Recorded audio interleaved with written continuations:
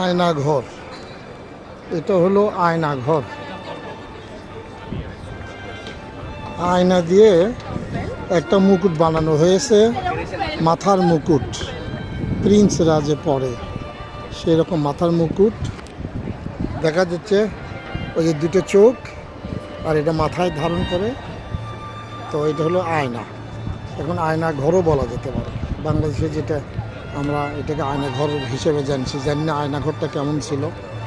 তো এটা আয়না দিয়ে ঘেরাও করা আয়না ঘর। দেখেন মিরর হাউস, মিরর মুকুট, ঠিক আছে, তাজ।